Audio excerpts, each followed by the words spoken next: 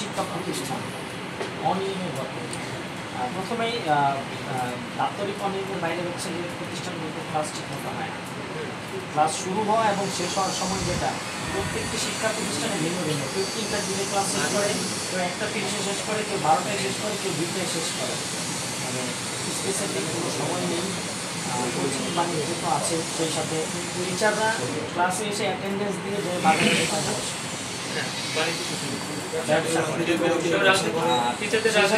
বেশিরভাগ স্কুলে ল্যাব সহ লাইব্রেরিতে যে সকল জিনিস থাকার কথা বেশিরভাগগুলো টিচারের বাড়িতে আছে।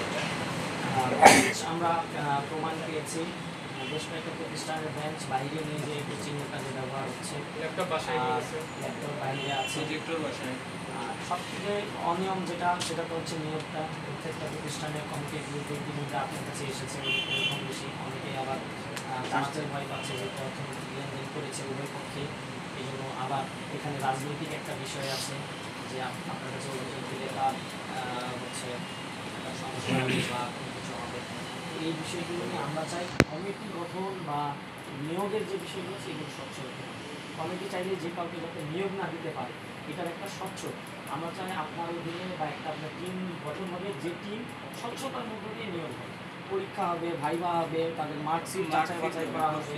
আপনার মনে করেন এমন একটা প্রতিষ্ঠানে উনি সার্টিফিকেট শো করেছে যে প্রতিষ্ঠান বাংলাদেশে এক্সিস্ট করে না। ঠিক হরিপুরে আমাদের এমন এক প্রধান শিক্ষক আছেন, উনি এমন একটা সার্টিফিকেট দিয়েছেন বাংলাদেশে এক্সিস্টই করে না ওই প্রতিষ্ঠান। তাহলে এই যে বিষয়গুলো শিক্ষা প্রতিষ্ঠানের সংস্কারটা আমরা সবথেকে বেশি চাই। বাকি অন্যান্য যেগুলো আছে এগুলো তো ছাত্র জনতা সকলের মানে কনসার্নের মধ্যে, কিন্তু আমাদের বিষয়টা হচ্ছে শিক্ষা প্রতিষ্ঠানটা অধিভূত হতে হবে। হসপিটালের বিষয়টা, হসপিটালে রোগীদের খাদ্য যে লাঞ্চ, আচ্ছা গত ফেব্রুয়ারি থেকে ডাক্তার মাত্র 2 জন, তাও আবার একজন রাউন্ড আপ করতেছে, 96 ঘন্টা করে একজন করতেছে। ক্লিয়ার ব্যাপারগুলো এখানে অনেকের দায়িত্ব ফাঁকি হচ্ছে, আবার অনেকের উপর দায়িত্ব বেশি হয়ে যাচ্ছে। না তারপর যে ক্লিনারের বিষয়টা পরিচ্ছন্নতা অনেক ঝামেলা আছে এবং তারা একটা সিন্ডিকেট করে চলেছে। কেমন সিন্ডিকেট?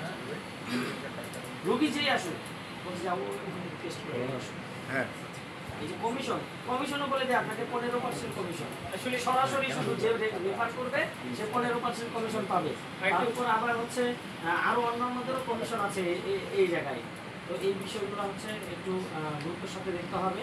আর আমরা চাই খুব দ্রুত আপনি একটি মত বিনিময় সভা আয়োজন করবেন, যে মত বিনিময় সভায় আমরা প্রত্যেকটা অসঙ্গতির বিষয় তুলে ধরবো এবং আপনি আপনার অধীনে যত সকল কর্মকর্তা আছে সবার কাছ থেকে আপনি প্রতিশ্রুতিটা আমাদের ওনারা দিবে আপনার সামনে, যাতে আমাদের সাক্ষী হিসেবে যাতে আমরা আপনাকে বলতে পারি। এখন কিন্তু আমরা চাইলেও আপনাকে বলতে পারছি না এই বিষয়গুলো, কিন্তু যখন আপনার সামনে তারা আমাদেরকে প্রতিশ্রুতি দিবে যে আমার প্রতিষ্ঠানে আর কোনো অনিয়ম হবে না, আমি এই যে সকলের সামনে বললাম, তখন আমাদের একটা বলার জায়গা থাকে। আমরা বলতে পারবো যে স্যার আপনার সামনে এই বিষয়গুলো আমরা আলোচনা করেছিলাম, তারা কথা দিয়েছিল।